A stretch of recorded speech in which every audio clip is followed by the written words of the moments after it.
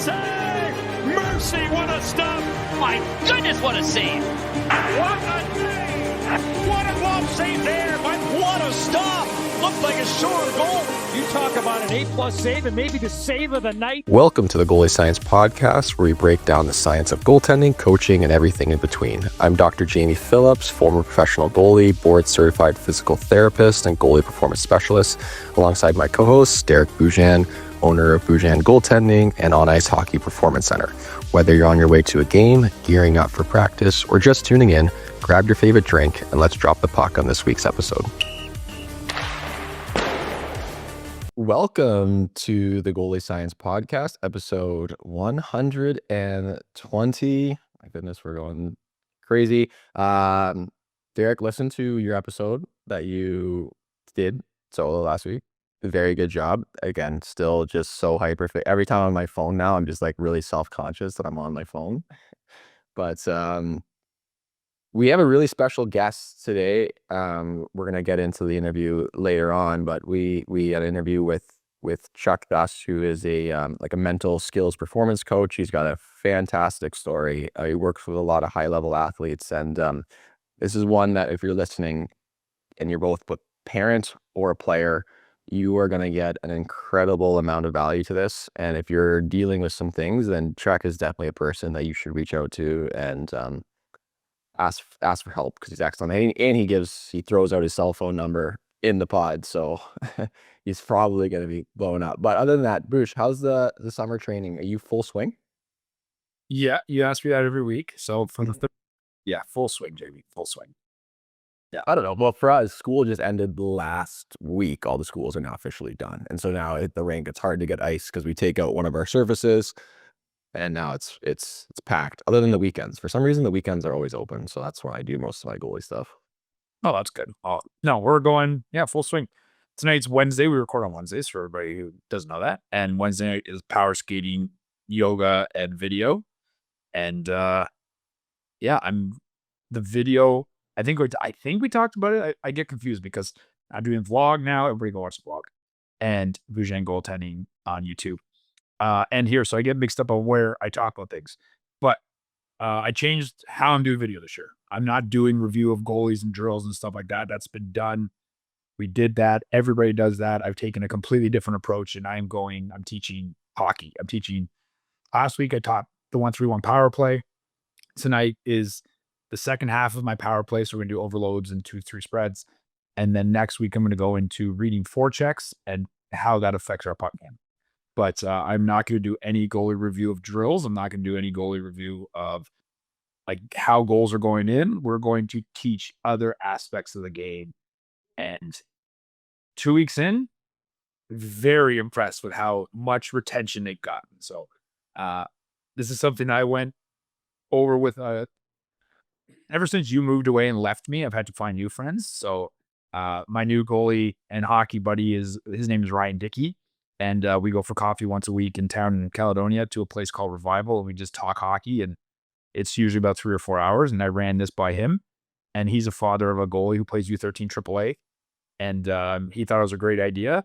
So he actually put his son into those video sessions with me, and he gives me straight up goods that like he'll tell me whether things are good or bad.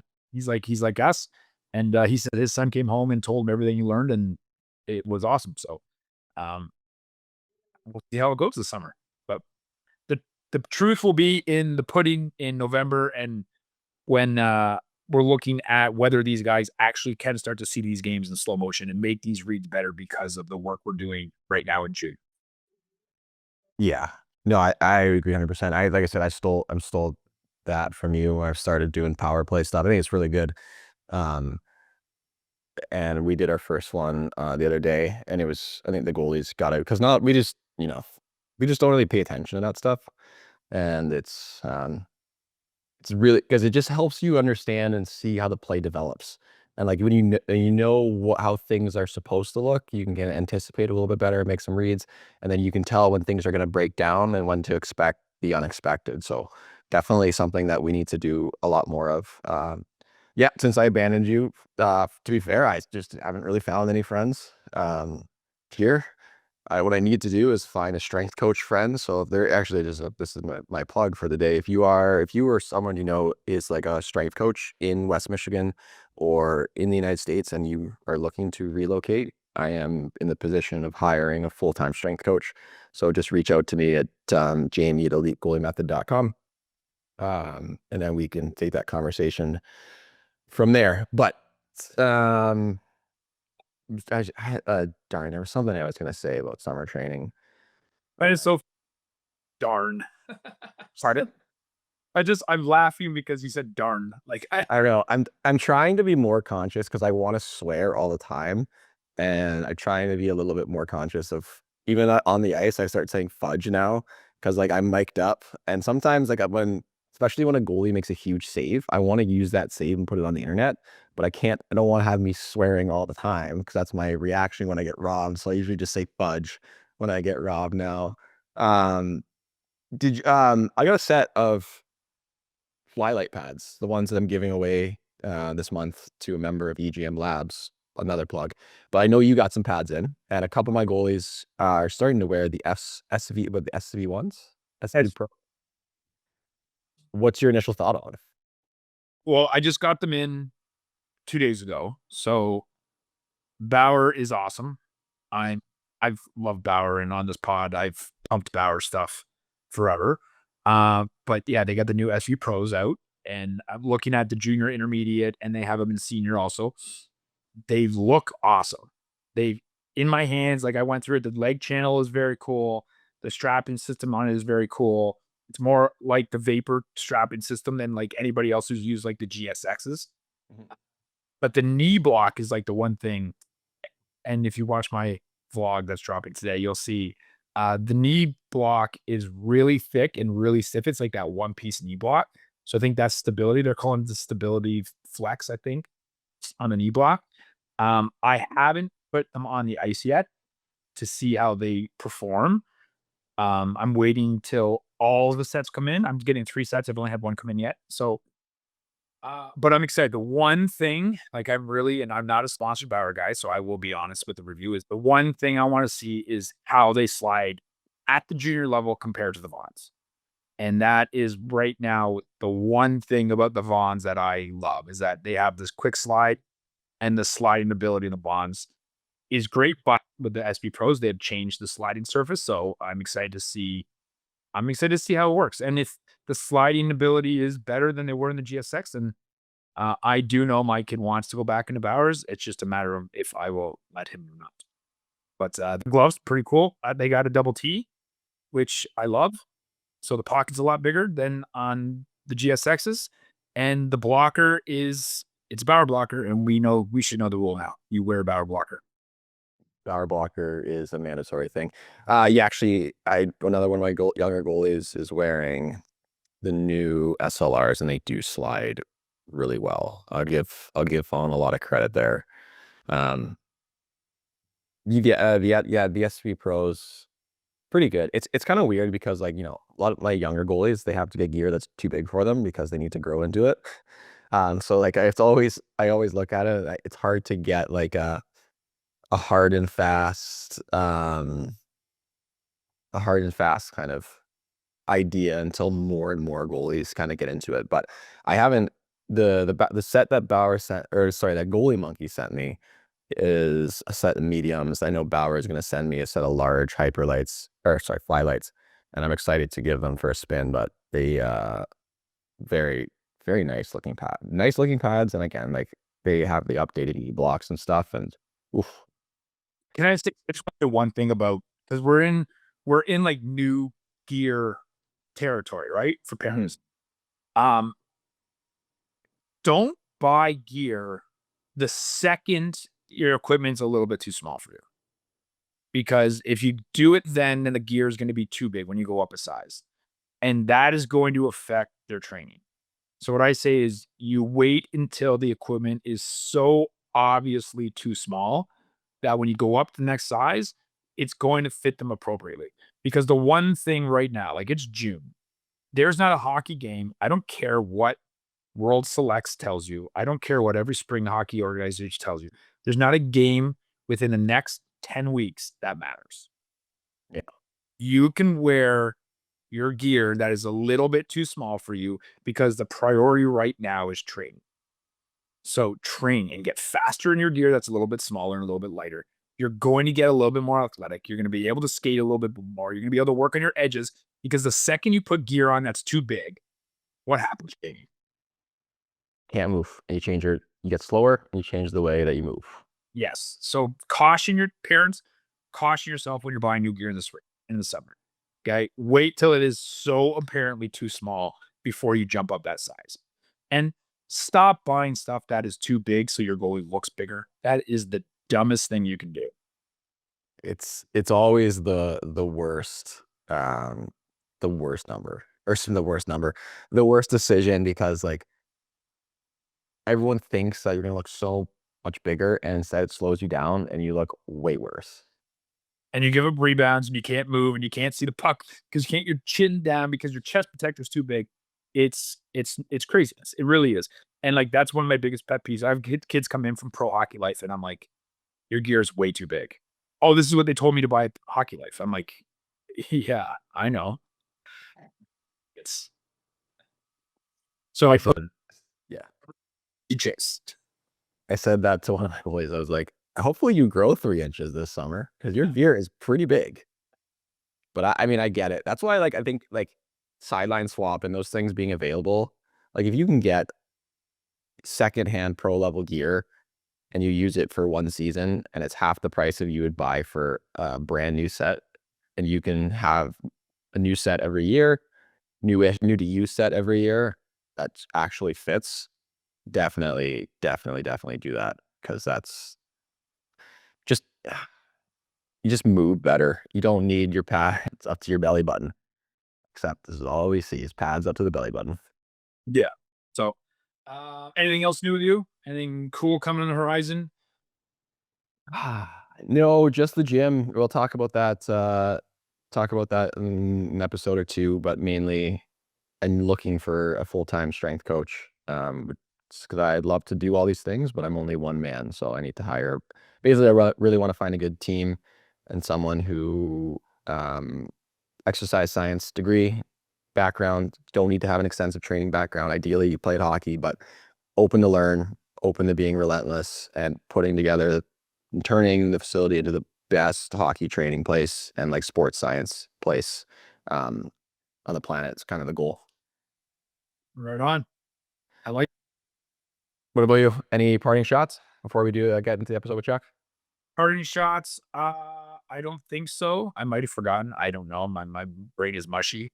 But I just again listen to this full interview. Like full disclosure, I sat there and listened as a guy trying to soak it all in. I didn't say very much. You are significantly stronger at running an interview than I am to begin with, and I know that. So I always let you take the lead on those. But this is one of the best. This is one of the best guest speakers I've ever heard on a podcast. Biasly being on our podcast, that's pretty cool. But I do love listening to guest speakers when they are interesting, and this is one of the best guest speakers that I've ever heard on a podcast. So give it a listen right to the end, and reach out to him. And it's something that being June's Men's Mental Health Month. There's a lot of stuff that he said that I know would have hit home with you and definitely hit home with me. So this is my parting shot is listen to this interview.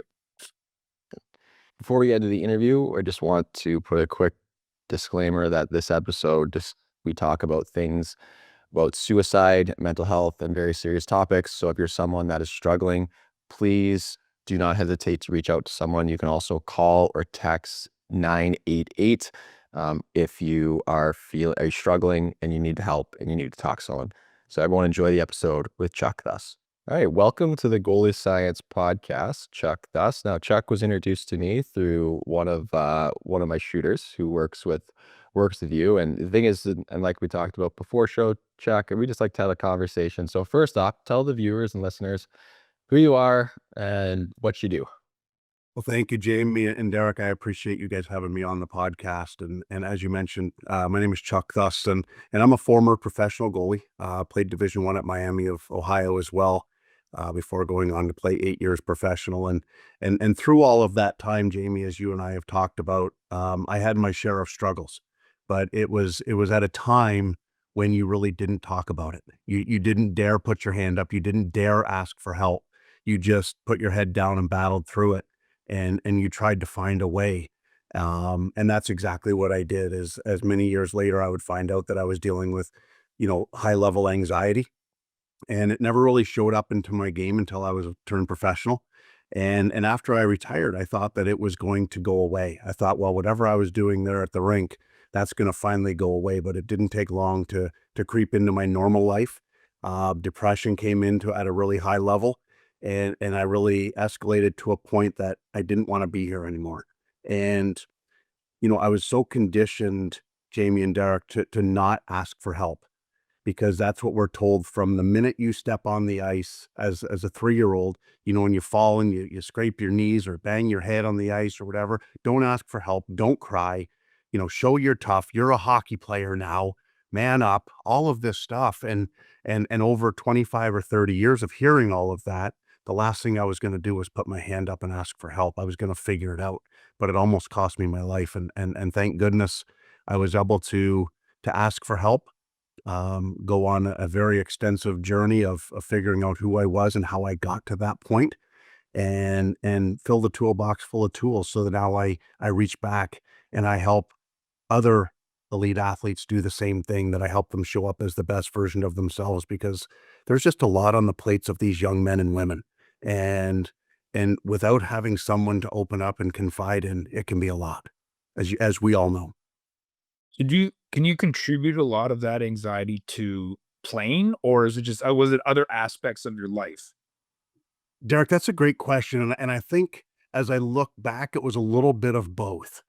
I was always somebody that loved to control, and I loved to know how things were going to play out. Even when I reflect back to my minor hockey days back in Forest, Ontario, I used to think, okay, am I gonna make the A team?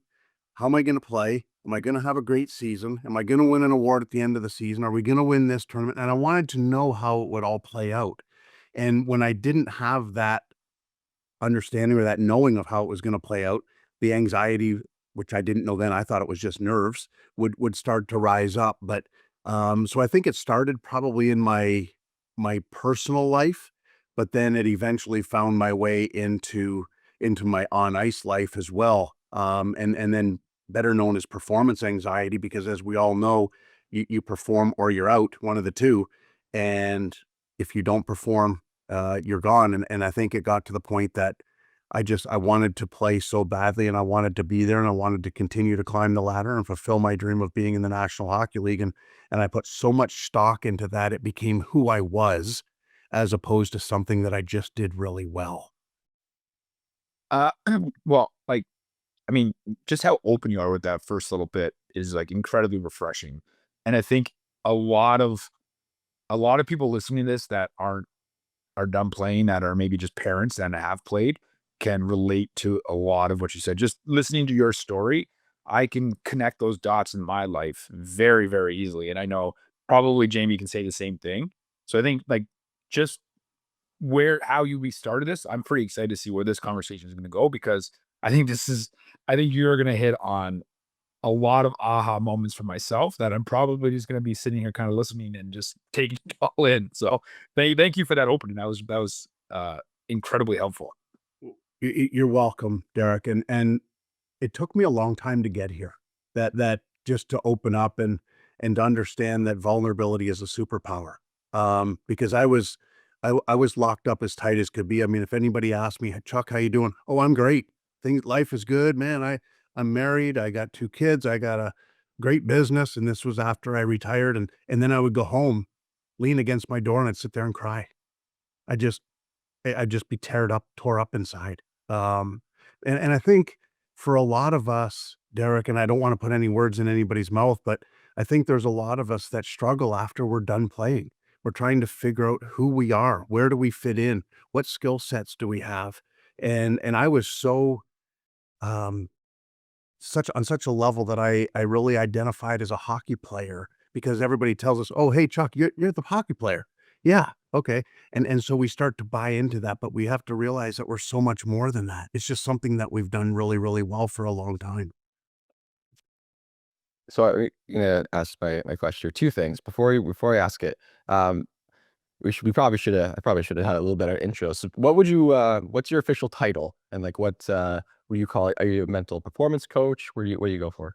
Well, I'm a certified professional coach, Jamie, and I don't really have a title, but yeah, you could call me a mental performance coach, and I really focus on the mental aspect, the mental health aspect, because I do believe that mental health is something that impacts all of us on some level, even though we don't always want to admit it.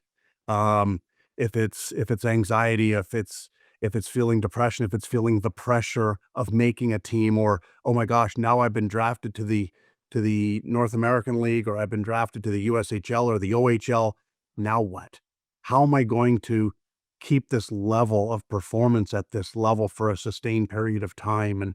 And so I think all of this plays into just our mental well-being. So, um, yeah, I like to call myself really a self-empowerment coach as well, because if you can self-empower yourself and maintain your power, don't give it to anybody else. It's yours. Don't give it to any coaches. Don't give it to any other players, which I did a really good job of for a long time of giving my power away. But I want to teach these young men and women to keep their power. It's yours, and it's yours to benefit from. And it's not being selfish. It's just they don't have any right to take it from you. So keep it. And when you maintain your power in any position, in any situation, you give yourself an opportunity to succeed and to live at a really high level at the rink and away from the rink. And to me, that's what it's all about, when you can do both. Now you said earlier that you identified after your playing career that you struggled with anxiety or you thought it was just nerves. How, for when you're working with your athletes now, how do you help them differentiate between those two? So a lot of it is futuristic. For me, it's futuristic and results driven. Okay, I'm going to this camp. I need to make this team. W- let's slow down, because you can't go from walking in the door at the tryout to making the team without going through and having 3 or 4 really good scrimmages, maybe a couple of really good practices, whatever they're going to do in the layout. And so nerves to me is something that, okay, I'm a little bit anxious. I'm a little nervous about this first ice session. I'm sitting here in the locker room. Okay. But when you're a week out and you're starting to run through, like, what if I don't make this team? What if? To me, that's anxiety driven, because now you're wanting to control how everything plays out. And to me, there's a big difference. If you're just a little nervous, which all of us are when as we're getting ready, and I think a little bit of butterflies in the tummy is always good, because it means, to me, it means you're ready, you're prepared, you're ready to go do this and excited. But when you're a week, 2 weeks, 3 weeks out, and all of a sudden you're like, what if? And a lot of it is chasing and going down rabbit holes. What happens if I don't make this team? What happens if this guy doesn't like me? What happens if this happens? And we all know there's thousands of what ifs for every situation. Well, all of a sudden that turns into anxiety, because now you feel like you're out of control and you have no say in what happens. Does that make any sense how I say that? It does. And I know that sometimes we've talked about it before where we say like nervousness has a sense of excitement to it, where anxiety is more of a sense of fear. And I Yes. think that that's a good differentiating factor. I really I have one more question before we dive into your playing career, because your journey to college and into pro is fantastic. I think it's one that everyone should hear. Um, with it's right it's June. It's Men's Health Month, Men's Mental Health Awareness Month. I think it's really important for the parents to know, like, how are there usually telltale signs for you or for an athlete for when it's time to reach out, or and to make sure that it's not too late, I guess would be my question. Because I think about my own career and I reached out to have to get help way too late. And I never took those steps early on. Like, for if you're a parent listening or if you're a player listening, like, what are the internal signs for them that they're like that they should get some help?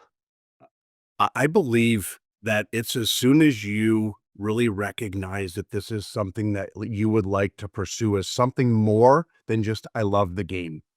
Because and the reason that I say that, fellas, is because there's this stigma around needing help. Well, you don't need help. And a lot of times it comes from the parents. Well, my son's fine. He doesn't need any help. And yet the son is over there.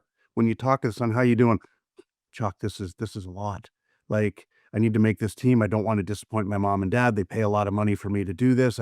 And they've got all these reasons why they're doing it, and yet they have no outlet to express it. But there's this stigma around asking for help.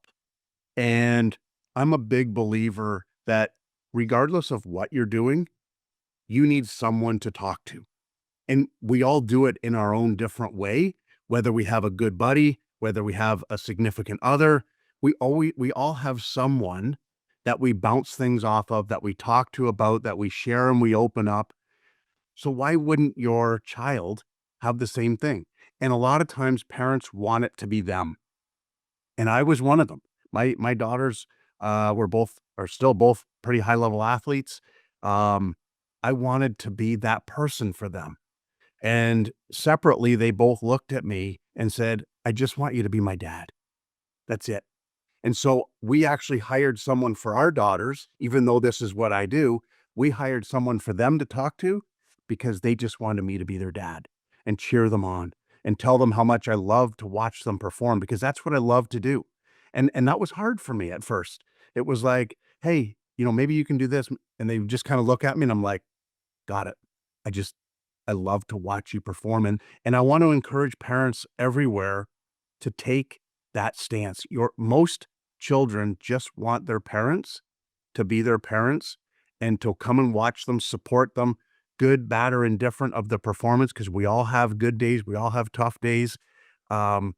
Just go and watch them and love them for how they're performing. And the opportunity to watch them is such a gift, because what is it, 1 or 2% get to make it to college or junior, 1 or 2% of that maybe make it to play pro, and 1 or 2% of that make it to the National Hockey League. And just because we're talking hockey, I mean, the numbers are so small. Enjoy watching them perform while you can, because it goes fast. Okay, I have a question as a parent, and I don't know if you'll be able to help answer it. I think so, but so I've been coaching for 25 years, and me and Jamie have this conversation all the time. Is today's athlete, lack of a better term, is soft. Like, they're softer than they were. And understanding what you're saying is, like, they're not softer. Just now there's more willingness to talk about things that are bothering them than in the past. As a father of a 9-year-old he's going to play U11 AAA hockey. And like, I'm hard on my kid, like, to the point where I try to find the line and I bring the line back. But how do we create tough athletes that can handle themselves away from us and build those skills without crossing the line and creating damage for them in the future? Like, I know this is probably a monster of a question, but this is like selfishly, like, I need these answers. No, and I'm grateful that you asked that, Derek, because I think there's a couple of things that come to mind right away. And the first one is responsibility. I think one of the things that we've gotten away from our time, when I'm saying our time is the three of us, is we were responsible for our career, for lack of better terms. I say career, but the responsibility was on us to make sure that our gear was packed, to make sure that we knew what time practice was, to make sure that we knew what time we were going to be there, to understand that we had to own it. If we wanted it, we had to take responsibility. And I think now, just in general as a society, nobody takes responsibility for anything.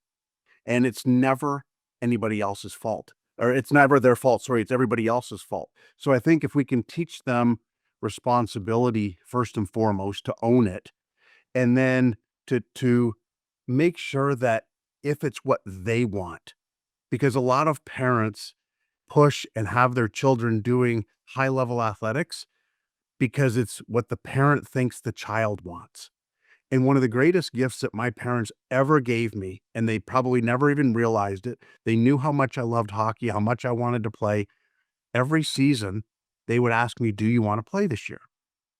Because if you do, we'll sign you up, but understand that if we sign you up, you're going to finish the year.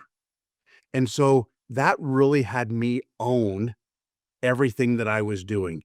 And I think we have to let these young men and women own it.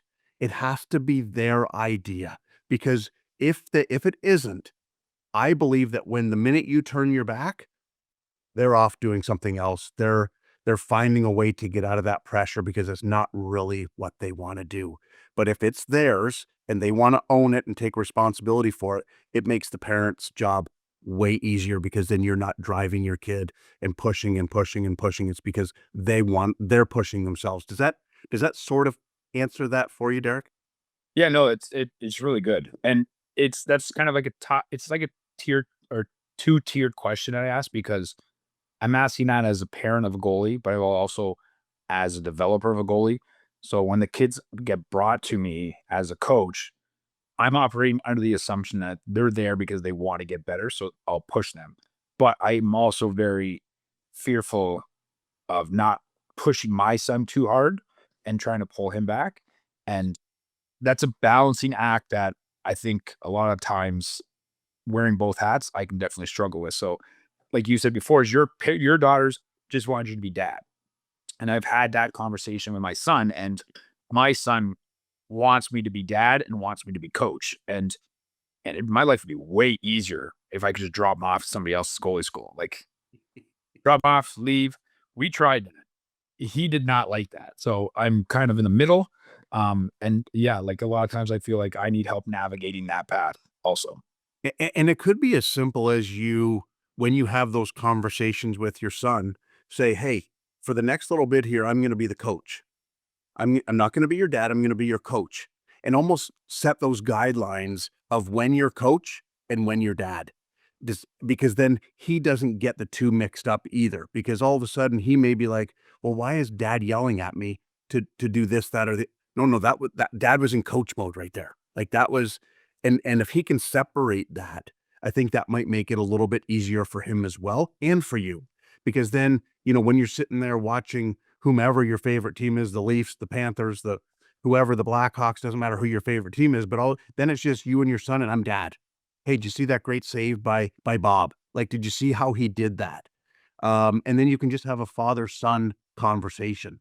But then when you get to the rink, okay, it's coach, it's student. Hey, we talked about this yesterday. Let's try to work on this now. And all of a sudden there becomes that separation, so they don't bleed over and he doesn't misunderstand the love that you have for him as a dad and the love that you have and the care that you have as a coach. I think because a lot of times, and we've all heard the stories of some of the worst times for kids is the ride home. And because if they didn't play as well as dad thought they should have, they get blasted the whole way home. And all of a sudden that kid he's just disappointing his father nonstop. And no matter what he does, he can't ever reach that expectation that dad has. And so I think it's very, very important that we draw those lines as parents, that we don't over push these kids either, because at 8, 9, 10, 11, they're not going to the OHL, they're not going to college, they're not going to the National League next week. They have to enjoy the game, because if you're not enjoying it, it's even a harder road. It's hard enough. All three of us know it's hard enough, but if you're not enjoying and loving it, then it makes it miserable. And you see a lot of these guys are miserable because they're not doing it for themselves. They're doing it for somebody else. Chuck, tell us a little bit more about your story. I mean, now you're down in Mobile, Alabama? Yes. Grew up in Ontario. Tell us a little bit of your journey getting to college. I know it's a long ask question, but I think it's one that the listeners and the viewers would definitely benefit from. Well, thank you, Jamie. And before I do say it, I want to make sure that everybody understands. And I think, I feel a little arrogant saying this or whatnot, but I think it's important to say that everybody's journey is different, right? Everybody's path is different. Just because somebody's getting drafted to the OHL or the USHL and you didn't, doesn't mean your career's over. It just maybe means that that's not the path you're going to take, or you're going to be a walk-on or whatnot. And And that was really my path. It was all over the place. I was drafted to the OHL, to the Ottawa 67s, did not make that team, and was sent home. And partway through the season, kind of a funny side story, they called and wanted to bring me back up. And my mother actually intercepted the call. I was not home, and she told them that there was no way that they were going to jerk my son around. And he is not coming to play for you ever. You didn't want him 3 months ago, so you can't have him now. And so after she told me that many years later, I just kind of looked at her with wide eyes. I was like, really? And she says, yeah. She says, I wasn't going to stand for that. They weren't going to treat you like that. And so the following year, I was picked up by the Detroit Ambassadors in the expansion draft, played a few months there with Detroit before Freddie Brathwaite was picked up. And Freddie had won the Memorial Cup the year before. So I guess this young rookie was out and Freddie Brathwaite was in. So I was sent back to Junior B, and really thinking that it was over. Like, there was, now what, right? I couldn't go to college because I had used up my eligibility playing major junior. But then Miami University came around and they said, hey, we can appeal your eligibility to the NCAA board if that's something you'd like to do. If you'd like to walk on, we would love to have you, and we will definitely, appeal your eligibility. So that's what I did. I headed to Oxford and to join Miami, but I was not able to be anything on the ice with the varsity team for the first year and a half while I was appealing my case, and then we won it. But then I had to, it was 9 games into my sophomore year before I was eligible to play varsity. And even when I was eligible to play, I was still playing junior varsity as well. And so I was practicing varsity, practicing JV, and also playing junior varsity games. I never did get into a game for varsity my sophomore year. And after the season, I sat down with Coach George Gwozdecki, and Coach Gwozdecki said to me, he says, what'd you think of your season? And I said, well, I think I'm getting there. I'm not where I want to be, but if I keep working hard, I'm going to get there, and I'll be able to contribute to the program. And he looked at me in a very intimidating look, and he had his arms crossed, and I was scared of Coach Gwozdecki to start out with, and to have him stare at me like that didn't help the nerves or the anxiety. And he looked at me and he said, Charlie, let me be straight with you. You're never going to play here. And he says, as a matter of fact, he says, I'm going to call some Division III schools where you can transfer where you're going to play. And as he was reaching for his phone in his office, I stood up and I said, Coach, with all due respect, you're wrong, and I will play here. I walked out and I slammed the door so hard I thought I broke the door in his office. And I actually had to turn back around to make sure I didn't shatter the glass. That's how hard I slammed the door.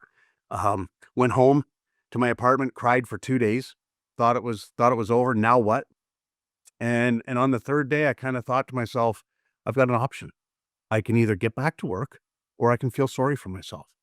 And so I opted to get back to work, and that's what I did. And I came back my junior year, and little did I know that in that meeting, Coach Gwozdecki actually cut me from our program at Miami. And when I came back my junior year, he kind of looked at me like, what are you doing here?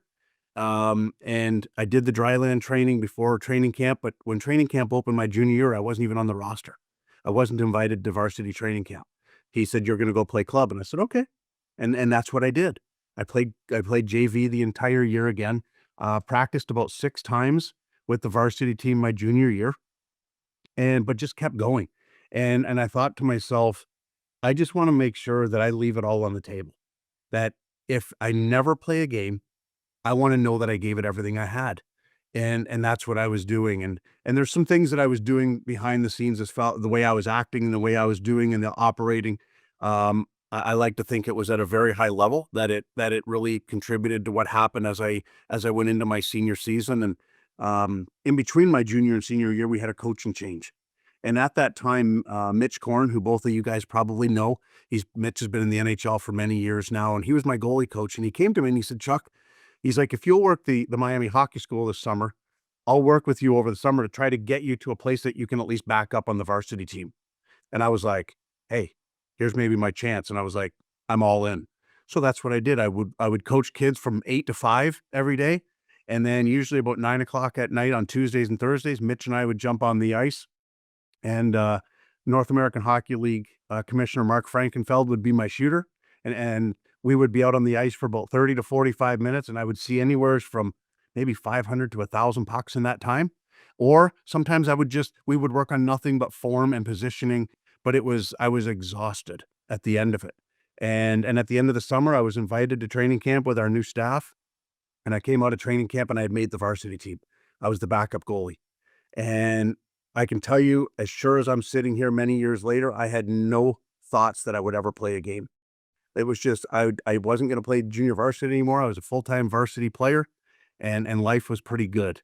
6 games in, we were in the third period of our 6th game of the season. We were playing at Bowling Green, getting beat 6-2, and our season was not off to a very good start, I can promise you. I think we were probably 1-5 or 1-4 at that point. I mean, we were not doing very well. With about 10 minutes left in the third, and our new coach, Mark Mazzolini, looked at me. He says, "Hey, Chuck, let's go. You're in." I looked at him. He's like, "Yeah, I'm talking to you. Let's go. You're in." So I jumped over the boards there at Bowling Green, and one of our players was hurt in the corner. And fellas, I just stood there. I looked around and I started crying. I had realized my dream that I was playing in a varsity Division I varsity hockey game. And my buddy come back to me at the time, Andrew Miller, and he put his arm around me and he's like, I looked at him and said, "Millsy, I did it. Like, I'm playing in a game." I still get emotional thinking about standing there. And I said, "I did it." And he's like, "This is just the beginning. Let's go." Taps me on the pads and he skates away. And I'm like, "Are you nuts? Like, it's taken me over 3 years to play 10 minutes and you're telling me this is just the beginning?" I'm like, whatever. So I played those 10 minutes, made a bunch of saves, didn't give up any goals, was in the locker room, probably the happiest guy in any losing locker room in the country that night. And I just, man, I did it. Like I played. Never thought that I would play anymore. And the following weekend, we played Ohio State home and home. Friday night, we got beat at Ohio State, and I was not playing. But Saturday morning, Coach Maz came to me. He says, "Hey, Chuck, you're going to go tonight." It's like, all right, well, that's pretty cool. I get a game tonight, and I got 10 minutes last weekend. Heck, this is all right. Well, I went out and beat him 4-2. And he came up to me after. He says, "If you play like that, you're going to play a lot this year." I said, "Well, thank you, Coach." Again, no idea what that meant. But what it ended up meaning as the season went along is that I'd play every game but one the rest of the way. And went on to accomplish a lot of really good things. Was given a lot of different awards in the old CCHA when Michigan State, Lake State, Ohio State, Bowling Green, we were all in the old CCHA. But I was goalie of the year. I was first team All-Star. I was our team MVP. Miami's athlete of the year. I mean, it just kept going. Every time I turned around, it seemed like I was getting another award, and I feel very arrogant saying that. But it was true. I really was really awarded a lot of different things. The Terry Flanagan Award for overcoming great adversity in a career. And then it was all capped off by being Miami hockey's first ever first team All-American. And fellas, I'm not sure I know what that means still as I sit here at, many, many years later. But it really launched me into being able to play 8 years professional and getting a crack to hopefully fulfill my dream of playing in the National Hockey League, which didn't happen.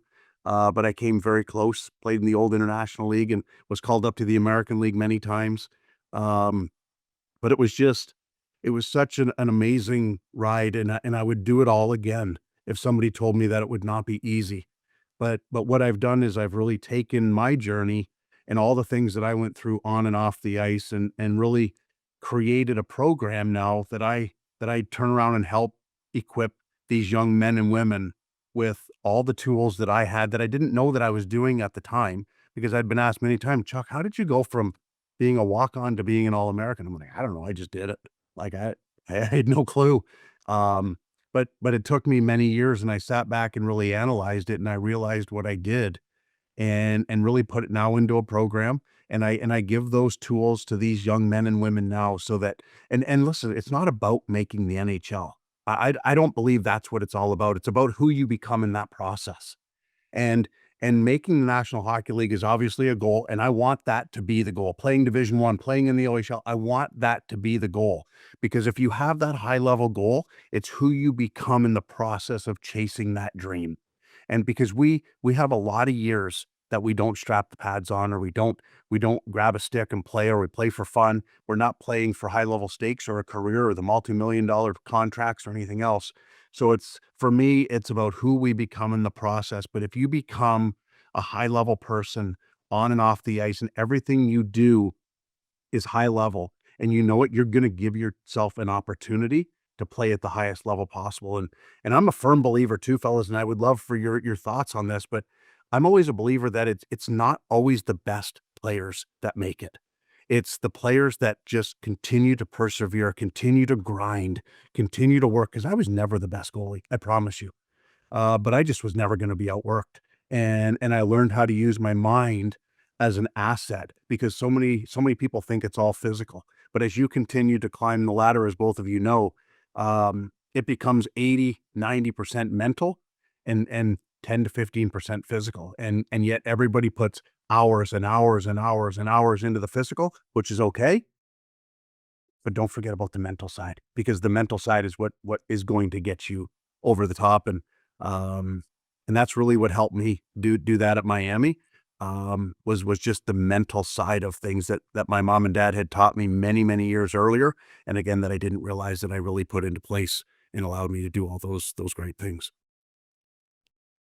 So a lot of great things there, and I want to keep building off that. But when you said that you don't believe that everyone that makes it is always the most talented, I think I would definitely throw myself under that umbrella. I was not the most talented, but I just worked and worked and worked. And the saying that I usually tell my athletes is that beyond mountains, there are mountains. So you're going to climb one mountain, and there's going to be another one, and then another one, and there's always going to be a mountain. But my journey is similar to yours in a sense, in terms of kind of like, I would say, fighting against the odds and making it to professional hockey. And, to go through what you went through from JV to cut and all these things takes incredible mental resilience. And I do think that the ability to kind of think the game and process and push through the mental side of it is the asset that a lot of the people that aren't the Connor McDavids of the world have in order to get through that level. However, both you and I hit a roadblock where what we thought was our mental strength, that our biggest strength would be the mental toughness, our brain became, and our mindset became probably our biggest enemy.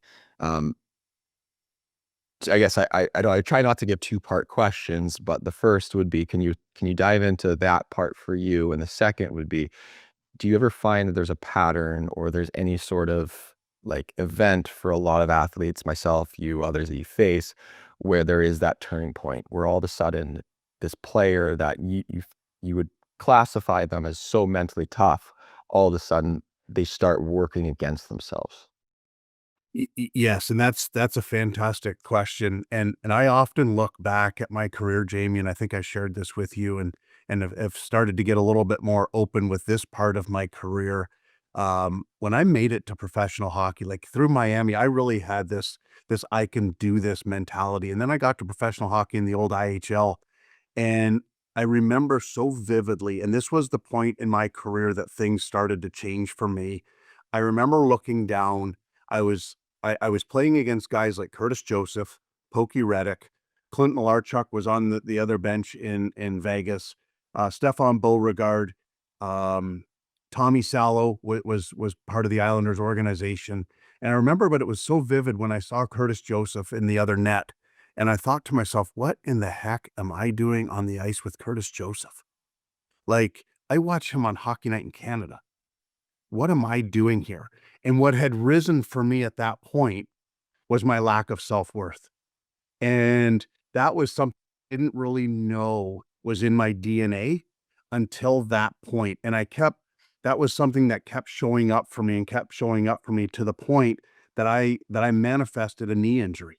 And I tore the meniscus in my knee because I didn't feel like I belonged on the ice with guys like Pokey Reddick and Clint Malarchuk and Curtis Joseph and all of these other players. And because when I was playing at the beginning of the year, I was having a really good season, but I still deep down didn't believe that I belonged there. I wasn't worthy of being at that level. And so I'm a big believer that your thoughts will manifest into things. And I manifested a knee injury that put me out of playing in the International Hockey League the rest of that season.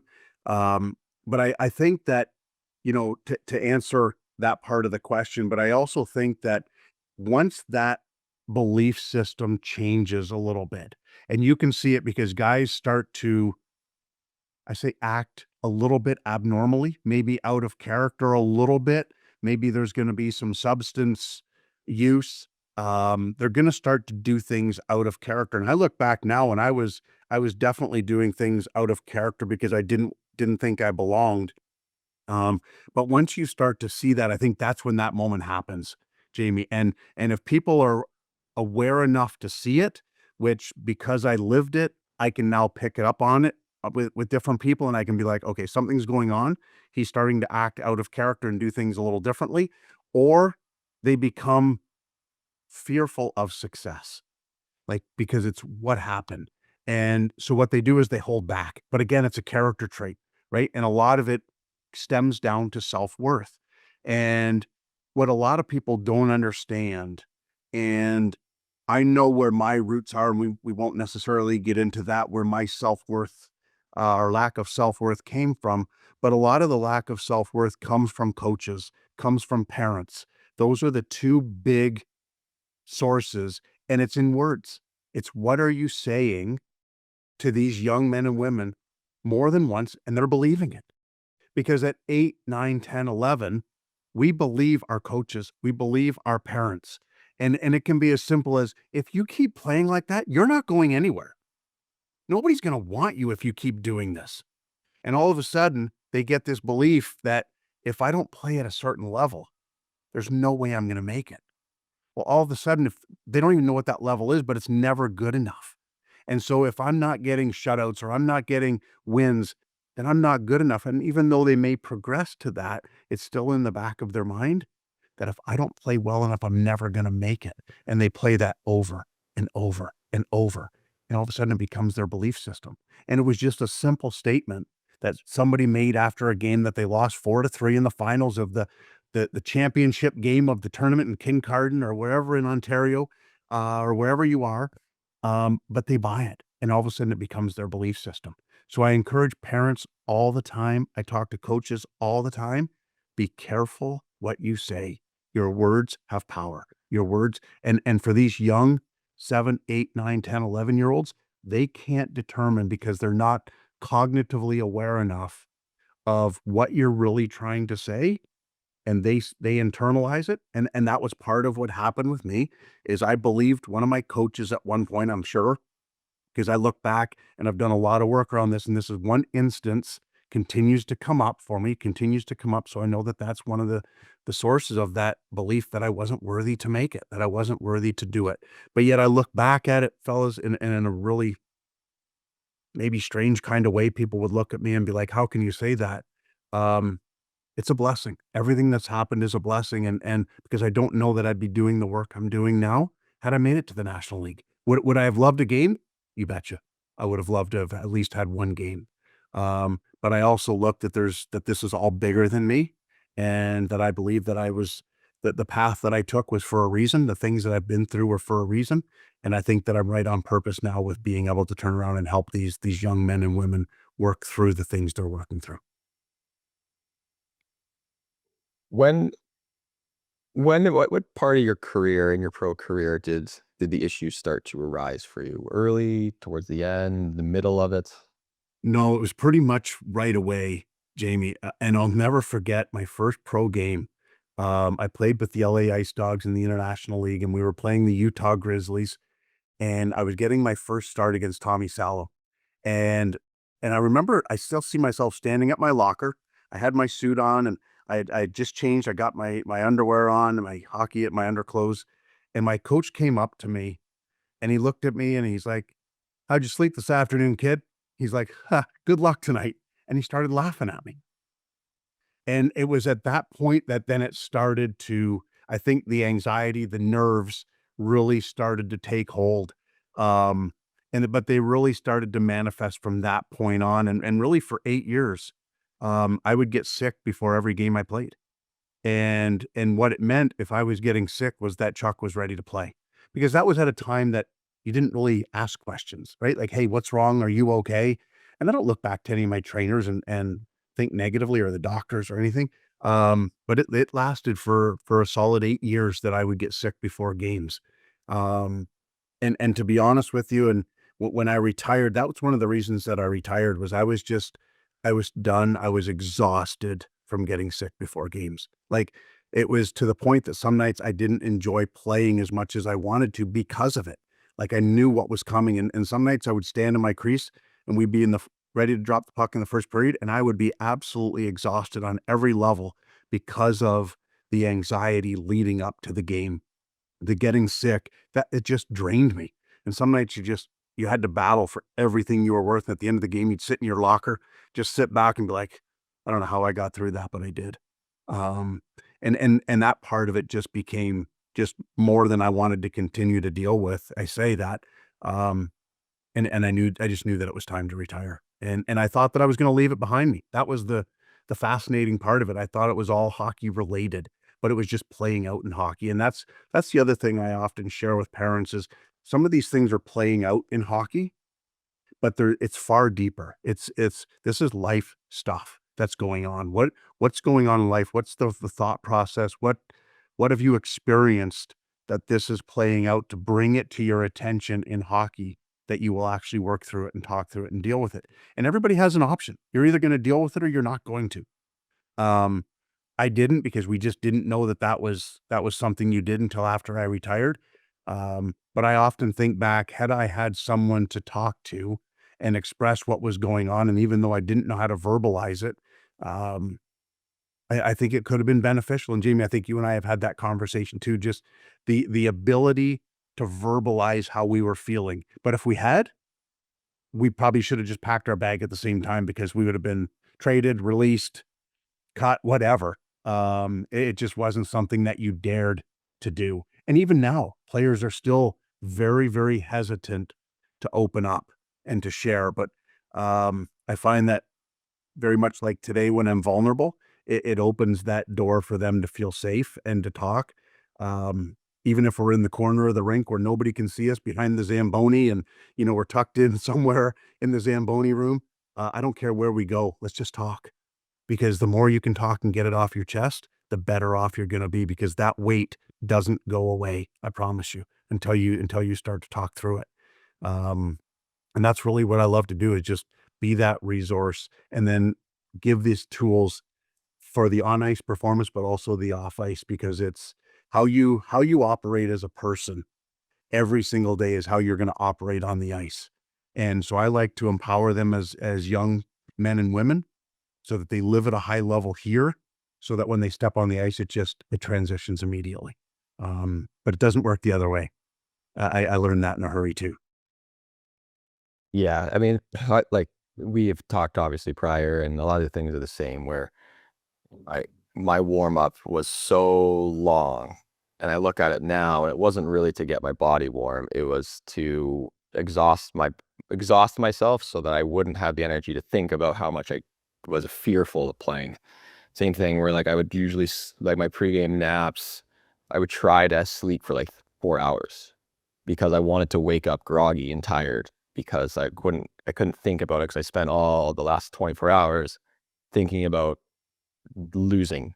Or like for me, like towards when I started after my first year pro, when things started to go poorly mentally for me, it was more I was just couldn't wait for the game to be over. Like I didn't want to lose, obviously, but when the game was over, and we won, it was instead of a great game, it was, oh, thank God that's done. I get to breathe a little bit until the next start, and then the next start, and the next start. And I know a lot of these things, like my worst periods were when I was playing, but I know that these things definitely do manifest into life outside of hockey. And I'm just would like for you, if you're comfortable, to talk a little bit about how your post-playing career and how your mental health and the things that developed throughout life and hockey built up and continued, even though you officially retired from playing. Absolutely. And thank you for that opportunity, because and as I shared, when I was a young boy, I was always wanting to know how things would play out, and that went into my junior career, and then to Miami, it wasn't so much, but it was showing up in the classroom. I was experiencing test anxiety, and never really thought anything of it. Didn't know what it was. I just had a real inability to take things from my brain and put it on the paper for the test, and that, as I shared, then morphed into being on the ice. But that was, again, it was at a time that we didn't really talk about it, right? Like what was going on. And I remember so vividly, I came out of our bedroom, I was heading into our living room, and I was crying. And my wife just looked at me and she says, "What's wrong?" I said, "I don't know." She says, "Well, you can't tell me." And I said, "I don't know how to verbalize what I'm feeling." And she says, "Well, can you try?" And I said, "I want to jump out of my skin." I said, "I want to just," and she's like, "Well, what does that mean?" And I'm like, "My whole body is vibrating." And I said, "It's just vibrating at a level that if I could just jump out of my skin, I would feel more comfortable." And she says, "Well, I don't really know how to help you." And I said, "Well, I don't know how to help myself either because I have no idea what I'm experiencing." And so what I did, and I went to many doctor's appointments because I had panic attacks at my desk afterwards. I would be sitting at my desk at the company I was running and sweating profusely. My heart rate would just go through the roof, and I had no idea what was happening. And so after about the third or fourth one, my wife's like, "You probably need to go to the doctor, don't you?" And I'm like, I'll figure it out. I'm a hockey guy. I can do this. Like I've figured everything else out. Why wouldn't I figure this out?" And she's like, "No, I think you need to go to the doctor." And I was like, "Okay, I'll go to the doctor for you then." And so that's what I did. But when I went, did all these tests and stress tests, and Mr. Thuss, there's nothing wrong with you. I'm like, "Okay." Told my wife, "There's nothing wrong with me." And I knew internally that it wasn't that something was wrong. It was just something was off. Something wasn't quite right. But I couldn't verbalize it. The doctors told me that there was nothing wrong. And so I just kept going, putting my head down, but the anxiety would just continue to get more intense, more intense, more intense. And if for anybody that's had that level of anxiety, you will know that depression comes to the party as well. They don't want to be left out. So while I was fully anxious 24/7, I would wake up anxious to the point that I would want to throw up in the morning. I would go to bed anxious to the point that my stomach was turning when I went to bed, but I was also fully depressed. And I mean, when it was just, the world was a dark place for me. It was very lonely. Just to do anything took every ounce of energy that I had. Some days I could get out of bed, some days I couldn't. I was trying to be a husband, a father to two beautiful young girls, run my business, and I wasn't doing any of them very well. I look back now and I think to myself, I don't know how I even functioned certain times. And I remember one Saturday afternoon or one Saturday morning, my wife and I went to my place of business and we were going to catch up on some paperwork and whatnot. And we were looking through the bill folder and she's like, "Okay, we need to pay some bills." I'm like, "Okay." And she says, "So here's the power bill. Do we need to pay this?" I looked at her. I'm like, "I don't know." She says, "What do you mean you don't know?" I said, "I have no idea if I need to pay that." I couldn't even cognitively add up one and one to get two to understand that I needed to pay the power bill to keep the lights on at my office so I could continue to do business. It didn't even register. Like my mind wouldn't even go there. And and that just continued to manifest like that for 7, 8, 9 months until one it was in the fall of 2008. I was driving home from one business location to another in the late afternoon, early evening, and fully anxious, fully depressed. And I thought to myself, if this is how life is, and I think I was in my 30s at that point, kind of mid to late 30s. And I thought to myself, if this is what life is about and I need to live like this for the next 50 or 60 years, I'm not doing it. I'm out. Like this is not worth doing. And at that point, I had no recollection of my wife, my two daughters living without me. I was in so much pain and in such a dark place that I don't think I wanted to die. I just wanted the pain to end. The pain had to stop. And the only way that I knew for it to stop was to take my life. That was it. There was no other, I had no other thought process that somebody could help me, nothing. And so as I'm driving down the interstate, I looked at a guardrail and I thought, if I can drive my Yukon into that guardrail at 85 miles an hour head on, that should do it. And hopefully I won't be here to answer any questions, but it'll just look like maybe I lost control of my truck and, oh boy, that's sad. Chuck's not here. Got in a car wreck, single car wreck, and my foot went down and away I went. And I was like, wow, this is how it all ends. And this is it.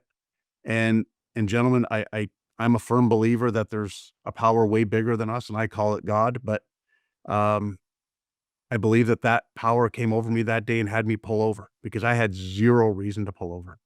And I reached in my pocket and grabbed a business card that my mom had given me 4 or 5 years earlier and said, if you need anything, you call this lady.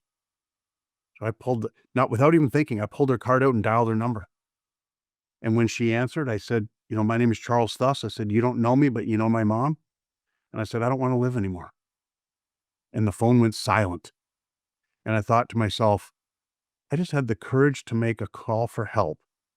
And the phone went silent. What the hell have I done? And that this angel voice came back and she says, you're going to be okay. I remember saying, the hell I am. I said, I'm looking at a guardrail that I was going to drive my truck into, and you're telling me I'm going to be okay?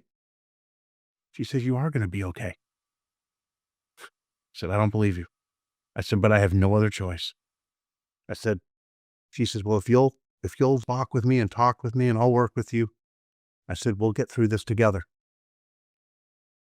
I'm like, I don't have any other choice unless I get back in my truck and start driving 85 miles an hour again. And so, but that's what I did, just blindly. I followed this lady's lead, and she would take me through some times that I was literally living hour to hour again because the anxiety and depression were so intense. And I was home from work and I'd just cry all day. And she would walk me through it. And she started to empower me with some tools. I started to implement those tools into my life. And 8 years later, I was able to find my way to start interacting back into society, what I say, because I kind of lived under a rock for 8 years. And as I came through that, I started to realize, and I remember having a conversation with the assistant athletic director at Miami when he called me. And for the first time I shared my story, my mom and dad had no idea what I had been through. My brother and sister didn't know. The only two people that knew were my wife and Sheila, the lady that saved my life. And when I shared it with him, I said, are there other people going through this kind of thing, do you think? Like, is there anything going on like this in college and these college athletes, are they experiencing anything like I'm going through? And he then informed me that, anxiety and depression was the number one issue at college athletics.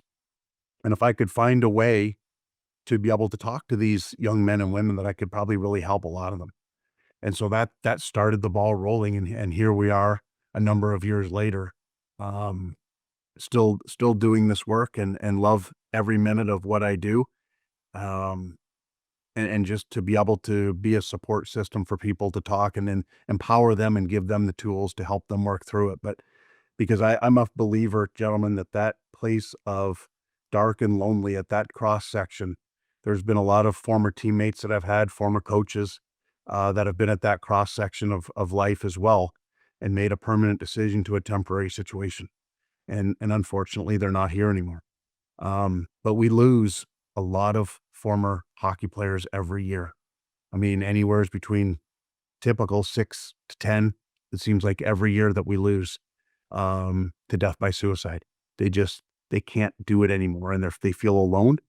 And I'm here to hopefully have those conversations, whether you're retired or current, because there's a lot of current players as well that have some thoughts that aren't healthy, that are in those dark places. But I know what they're feeling. I know what they're going through. I kind of know where they are. And so we have those conversations to let them know that it's going to be okay. Just like Sheila did with me, it's going to be okay.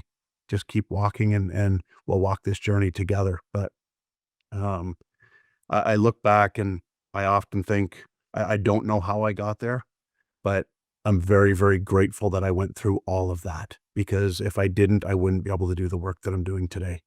And a lot of people might think that's a little strange to hear that. But it really is. It's a great gift. And just, I'm grateful that I'm here to share it and to shine some light on and be a support system and a safe place for people to talk.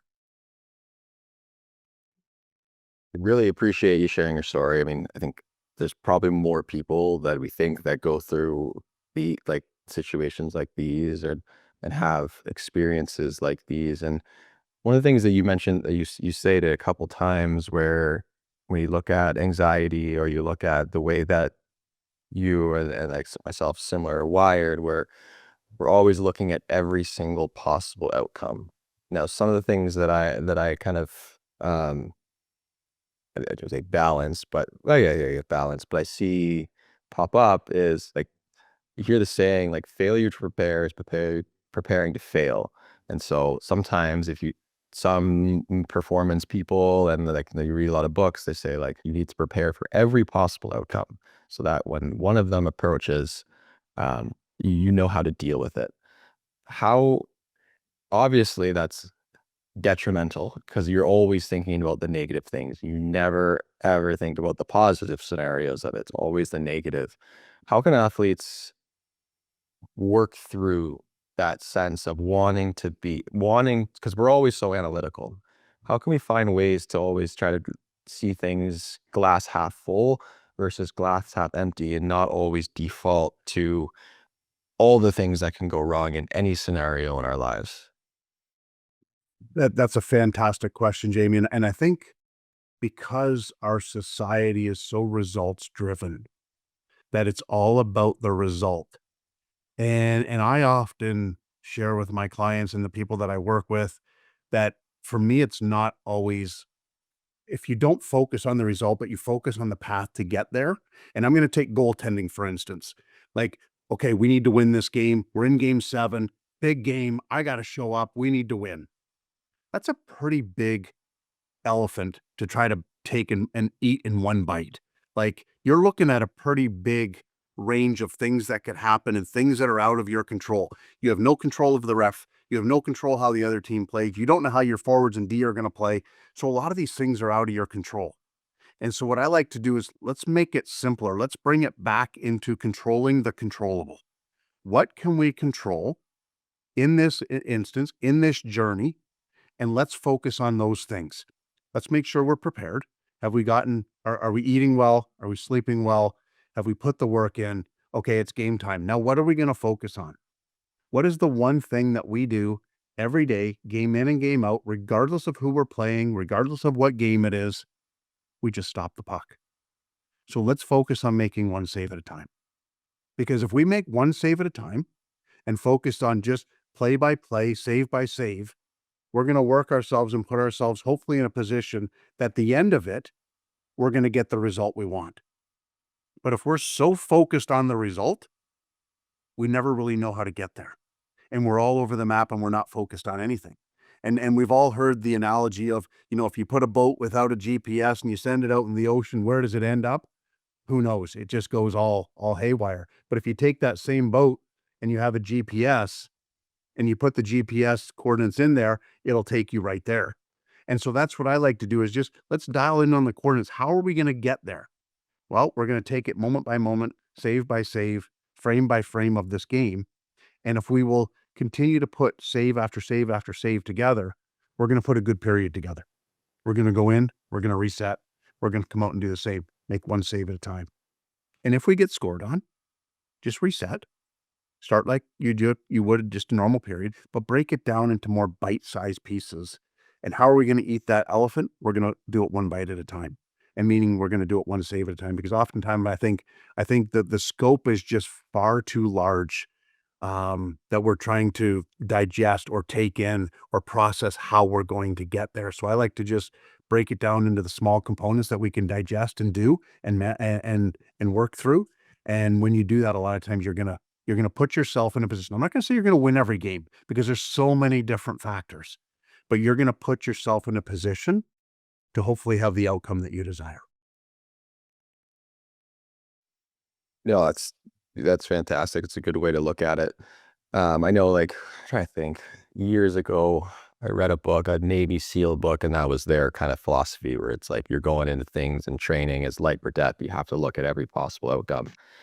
But the looking at the negative all the time, it's hard to see the positive things. When it comes to the athletes that you work with, typically young men and young women, since you started this, your practice, has there been any changes or like common themes in terms of what you see typically come across your desk in terms of the athlete and what they're dealing with and their struggles? There is. And and probably the biggest thing is outside pressure. And the appearance of wanting to fit in, to be elite, because if I get drafted, it looks good. If I make this team, it looks good. And everything is, I call it social media driven, because then I can post that I now have been drafted to the North American League, the Ontario League, the USHL, the NHL. I can put it on my X profile. And a lot of it is so superficial is the word that I'm going to use, because it's all the window dressing, which to me, I think if you're doing it for those reasons, you're going to burn yourself out before you even really get started, because you're not doing it for the right reason. And I think back to when we played, we didn't have X, we didn't have Instagram, we didn't have all these different, we just worked. And the other in kind of conjunction with that work is we now live in an instant society. If you want something, you order it on Amazon and you have it either this afternoon or you have it first thing in the morning. And a lot of the mentality is, if I work hard today, something great is going to happen tomorrow. And if I work hard today, the North American League draft is next week, I'm going to get drafted because I've put the work in. But I heard it said to me probably a couple of weeks ago, and this is really good. And Jamie, you referred to it earlier, that it was mountain after mountain after mountain, that even though you climb one, you're going to come down the other side and there's going to be another one. And I often think, and I heard it also said, that you have to have that mentality that you go to a lake with a ladle and you take a scoop of water every day and you walk it and you put it in another bucket or another pond. And when will that lake empty is kind of like, when am I going to make it? You never know. You just have to keep going. You have to keep taking ladles. You have to keep working with no expectation of when you're going to get there, if you're going to get there. But everybody wants that guaranteed result, that if I do this, I'm going to get this. But it just doesn't work that way. You have to do it with zero expectation. And I often say, expect everything with zero expectations. That you know that the world is your oyster, but you have zero expectation if you're actually going to achieve any of it. And to me, it's that internal drive then that has to take over, because you don't know if you're going to make it. And I hear oftentimes, well, what if I do all this work and I don't make it? Well, if you don't put the work in, you know you're not going to make it. So wouldn't you rather at least put yourself and have a chance at fulfilling your dream? And again, then it comes back to the full circle of, it's who you become in the pursuit of this dream, in the pursuit of what you're doing. Jamie, you're a perfect example. You're a doctor, right? And what the skills that you needed to become a doctor, I would dare say, were skills that you picked up along the way of your hockey journey. The courage, the resilience, the persistence, the endless pursuit of hours put in, of not knowing, oh, if I put in 3 hours today, well, maybe it's going to be 5. I don't know. I have to study until I know the material. And so what you did is you took a lot of the same skills that you had in hockey, and now you've taken them into the business world to become a doctor, to do a lot of great work with these athletes on the ice, off the ice. But it was all really because of, in a lot of ways, who you became in your journey. And the same thing for me. People would say, but Chuck, you never made it. I didn't make it to the National League. But it was who I became in the journey that allows me to now turn back and help others. And I think that's the piece that often gets missed, because so few guys make it. And when I say make it, it's to the National Hockey League. But I think it's about who you become in the process, and that you put yourself in a position to fulfill your dream. And even if you fall short of it, look at the person you became in that process. It's amazing. And so many of us, you look at a lot of hockey guys, how successful they are. It's pretty amazing. And I only say hockey because that's our sport, but it's very, very admirable about the people that we become along this process. And I think it's not all or nothing. It's not, if I make it to the NHL, I was successful, and if I didn't, I'm not. Because regardless of how far you make it, you're a tremendous success with the person that you've become. And I think that's There needs to be a little bit more focus on that, as opposed to a lot of times what I do here is my mom and dad pay a lot of money for me to play hockey. I need to make it so I can pay them back. And that's just, to me, that's a hard road to walk, because if you don't make it and sign that multi-million-dollar contract, then what? Your self-worth it's in the tank. And how do you recover from that? Because you internalize that to be the belief system that if I make it, I'm great. If I don't, I'm not. And to me, that's a tough way to live. I have one last question here, Chuck. Hopefully, Booge, if you have any questions, you can chime in. I don't want to take up too much of your time, but going back to what you said, this I like you mentioned right about the social media, the instant kind of, whether it's gratification or expected results. Now, it's a lot easier said than done to explain these to young athletes. How do you go about breaking down those walls and those expectations when you first meet an athlete? I think that's the biggest one, because that will give our listeners some, like, an actionable step. But how do you, there's so many metaphors you can use, but you can see the forest from the trees, or scoop the water and all these things. Like what, when you first get someone and you see, like, okay, they expect all these things, what's step one for you in terms of saying, like, hey, we need to take a step back, look at the big picture, and then you start to begin to get them to buy in and trust and enjoy the process and the journey? For me, Jamie, and I love that question, but it's all, and I tell all of my athletes this is about you. This isn't about the guy on Instagram. This is not about the guy on Elite Prospects. It's not about the guy that just got drafted first overall in the USHL draft. This is about you. What do you want from this game? Who do you want to become in this journey? What is your goal? Let's not anybody else's. Because the minute that you start to compare yourself to somebody else, you're going backwards, not only because that person has his own journey, but everybody, as I shared earlier, we all have a different path. And just because you didn't get drafted to the USHL, the OHL, whatever, doesn't mean that you can't make it. But your path is just going to be different. So I really start to turn the view inside. Let's make this about you. It's about the man in the mirror. And that's the person we're focused on. We're not focused on anybody else. What do you want from this? What are your goals and dreams on and off the ice? Who do you want to become in this process on and off the ice? And then that's our starting point, so that we're always focused on us, because we are the only one that we can control. But a lot of times I hear this every day. Well, Chuck, I'm playing against these guys that are, 09s, and I'm a 2012. Like they're so much bigger, so much better. Well, how do you know he's an 09 when he's got his mask and his jersey and his skates and stick and he's coming down the wing? How do you know he's are you seriously looking at him and thinking, this guy's an 09, he's going to rip it over my glove because he's older than me? No, this is about you. It's not about him. But a lot of times and this goes back to giving our power away, is we make it about everybody else and we forget about the guy that we actually have control over. And even us, we have so little control. We only can control our thoughts, our emotions, and our actions. But if we're not even controlling that, we're going backwards. And so to kind of come full circle, Jamie, I take the focus and I put it on the athlete. This is about you. It's not about anybody else. And what do we need to do?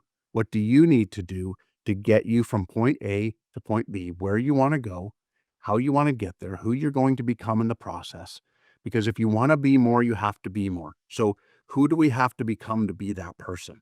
Just no different than you. When you look back, when you were a freshman in college, did you ever think that you would be a doctor? Probably not, I'm guessing. And maybe you did, maybe you had that dream, but I'm guessing probably not. But you didn't have the ability or the skills, or you weren't the level of person as a freshman in college to be a doctor at that point. So to be more, you had to become more. You had to grow as a human, and you had to be more so that you could actually be the person that you are today doing the work that you're doing. But we can't do that unless we focus on ourselves. And I don't want that to sound selfish or arrogant, but you're the only one that you have control over, and the work that you're going to put in the process and becoming more. So it's really about that starting point, is turning the mirror around and looking at the man in the mirror. Chuck, I appreciate your time so much and your story and your openness. Hopefully that I know that our listeners and viewers are going to get a ton of value of this. Before we wrap it up, Derek, do you have any final questions? No, I have millions and millions of questions, but that's what here in silence is. I was trying to process all this, and like to me, this is such an important conversation that I didn't want to get the train off the tracks. And it is, like I said, like this is something as a, if I'm listening to this as a parent of a hockey player, um, I'll be enthralled. Like it is unbelievably important that we get your message out there, and you hit on so many points that I can relate to as through my journey, and also coaching hundreds of elite goalies and their journeys and being in some of those conversations. And same thing. I have an upstairs office at my place, and I say to every new young kid coming through that there hasn't been a guy ahead of you that you see come in this door that's trained that has not been in that office crying. And it is, you're right. Like it is getting easier for these conversations to start and happen. But that has to continue getting easier and easier and easier. And this is something that shouldn't be hard to talk about anymore. And like I said at the very beginning, like a lot of this that I took out as a parent is how not to damage my athlete. And I think a lot of parents are gonna get a lot out of this. So thank you very much for coming on. And this is gonna be one that I listen to back a few times. And I appreciate that. And I want to leave the parents that are listening today just with one final thing. And we talked about it earlier, if I may. Um, I want to encourage you that whether your son or daughter plays well, they win, they lose, they score 4, they get a shutout, whatever, it doesn't matter. Just look at them at the end of the game, at the end of the practice, and let them know that you just love to watch them play. You just love to watch them perform. And watch the difference in your athlete. Don't critique them. The coach has already done that. Don't tell them they need to do this, that, or the other thing. The coach has probably already done that, or they're smart enough to know, hey, I should have had that one. It went 5-hole. I should have had it. They already know. They're smart enough. You don't have to tell them. But just look at them and tell them that you absolutely love to watch them perform. And you watch them to play, and you love watching them play the game they love. And watch the difference in their stature, in the way they react, in their way they carry themselves, in the way they perform. It's going to be like you've just taken the shackles off, because as kids, we don't ever want to disappoint our parents. That is for many of us, that is like the worst thing that we could ever do, is disappoint our parents. But when you look at them and you say, I just love watching you play. And they may have just had the worst game ever. Doesn't matter. They know that they're not being judged on their performance, that you just love them for being who they are and their skill level and what they did today. And that is a complete, not just a game changer, but a life changer for them. So I want to encourage all the parents just to try that a few times and see the difference in their athletes. Chuck, where can people find you if they have questions, they want to work with you, all those things? Where's the best way to get a hold of you? My website is thecompassionateconnection.com. I'm also willing to give my cell phone number out. You can call, you can text, you can whatever, but that number is 251-680-5731. And all the different, Instagrams and Facebooks and all that kind of stuff. It's either thecompassionateconnection.com.